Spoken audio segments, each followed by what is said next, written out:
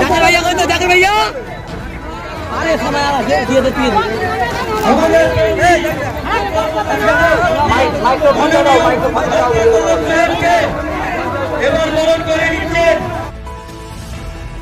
7ই মে মালদার 2 লোকসভা কেন্দ্র নির্বাচন শেষ মুহূর্তের প্রচারে ঝড় তুলেছে বাম কংগ্রেস জোট প্রার্থীও।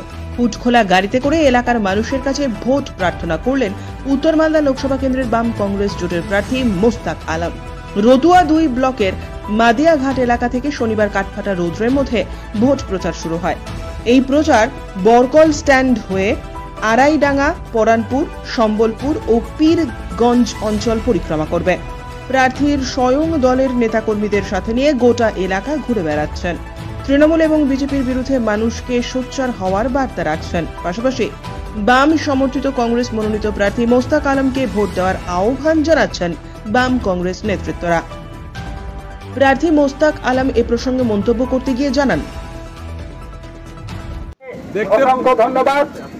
দেখতে পাচ্ছেন অভূতপূর্ব মানুষের ছাড়া নেসেসিটি নোজ নো ল, মানুষের বদলাওর যে আহ্বান, এই আহ্বানে দেখছেন সমুদ্রের মতো মানুষ ভেসে এসে রতুয়া 2 এর মাটিতে। আমি অভিভূত।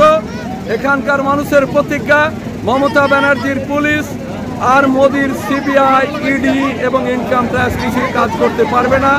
গান্ধীজির পথে জনগণ শেষ কথা বলবে, खून बहा सकते हैं लेकिन हमारा निर्वाचन वोट पोल करने का हक मैं किसी से नहीं दूंगा। এটা জনগণের ওয়াদা আজকে প্রতিজ্ঞাবদ্ধ।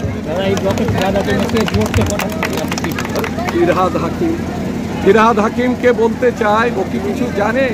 ওর দলের নেতারাই আজকে কি বলছে, কুণাল ঘোষ এখন কি বলছে শুনুন। ফিরহাদ হাকিমকে সিবিআই ডাকে ছিল, ফের ডাকবে। ওটা বলতে হয় দিদির ইচ্ছা। 42টা কি ওকে বলুন, 42টা কি জেতা যায়?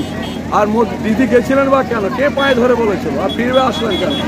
মালদার মাটিতে গনি খানের জেলা, প্রিয়রঞ্জনের জেলা, ডক্টর গোলাম আজমের জেলা, শৈলেন বাবুর জেলা, এই জেলায় বাম কংগ্রেস ঐক্য যে জোট হয়েছে, এই জোট আমাদের ঐক্যবদ্ধ হবে কোনো জায়গায়।